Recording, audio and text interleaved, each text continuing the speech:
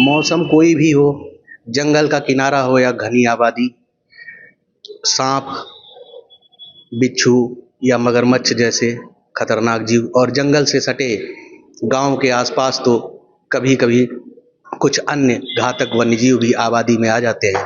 इससे न सिर्फ उन वन्यजीवों के जीवन पर बहुत गहरा संकट खड़ा हो जाता है, बल्कि इंसानों पर भी उनके हमले की आशंका बढ़ जाती है। ऐसे में हमारे यहाँ लखीमपुर खीरी में पलिया वन रेंज में दुधवा टाइगर रिजर्व के अंतर्गत मोटिवेटर हैं दुधवा की नाज़ुरुन्निसा, जो पिछले 2 वर्षों से दुर्लभ वन्यजीवों को जो आबादी के क्षेत्र में आ जाते हैं उनको रेस्क्यू करने का कार्य कर रहे हैं। उनको रेस्क्यू करके न सिर्फ उनकी जान बचाती हैं, बल्कि इंसानों पर होने वाले हमलों के खतरे को भी कम करती हैं। नाज़ुरुन्निसा इन वन्यजीवों का रेस्क्यू कर उन्हें जंगल में सुरक्षित छोड़ती हैं।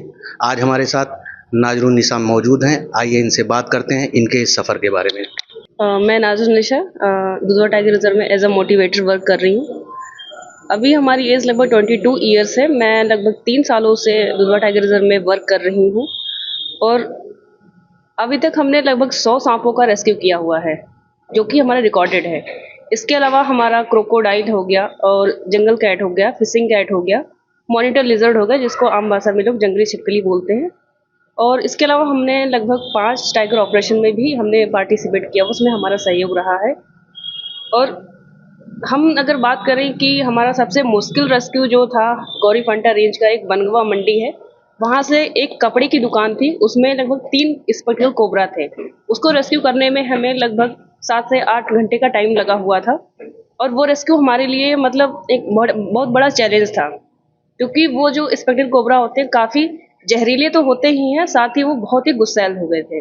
तो उनको रेस्क्यू कर पाना हमारे लिए थोड़ा सा मुश्किल था, लेकिन हमने उसको रेस्क्यू किया। तो ये जर्नी मेरे लिए थोड़ा सा कठिन था। नाज़ुरुन जी, इसकी कैसे प्रेरणा मिली?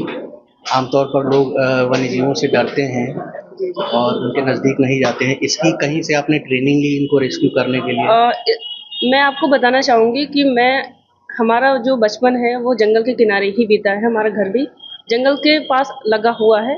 तो स्टार्टिंग में हमने देखा कि लोग गांव में सांपों को मार देते हैं। कोई भी वाइल्ड लाइफ होता है जब गांव में भटक के आ जाता है, जैसे हिरन हो गया, कोई भी चीज़ जैसे वाइल्ड बोर हो गया जिसको सुअर बोलते हैं, वो गांव में भटक के आ जाता है। लोग क्या करते हैं, मूल मार देते हैं और उसका मीट बना के खा लेते हैं।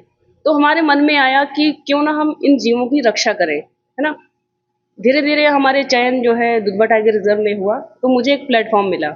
उस प्लेटफॉर्म के जरिए हमने सोचा कि क्यों ना अब मुझे प्लेटफॉर्म मिल गया है तो हम इन जीवों की रक्षा करें। जो हमारा काम है वो वाइल्ड लाइफ में ह्यूमन वाइल्ड लाइफ कॉन्फ्लिक्ट का रहता है, जिसमें अवेयरनेस करना होता है गांव में जाके। तो हमने जब देखा ये लोग गांव में जो है सांप वगैरह को मार देते हैं, तो मेरे मन में आया कि इनको बचाने का मुहिम करना चाहिए।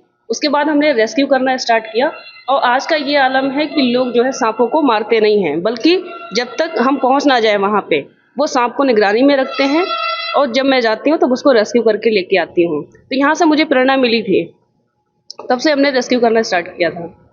बहुत बहुत शुक्रिया नाज़ुरुन जी हमारे साथ बात करने के लिए। मैं पूर्णेश वर्मा, समाज न्यूज एजेंसी से, अमर उजाला के लिए, लखीमपुर खीरी से। अगर आप ये वीडियो YouTube पर देख रहे हैं तो हमारे चैनल को सब्सक्राइब कर बेल आइकन दबाएं और Facebook पर देख रहे हैं तो हमारे पेज को लाइक करें।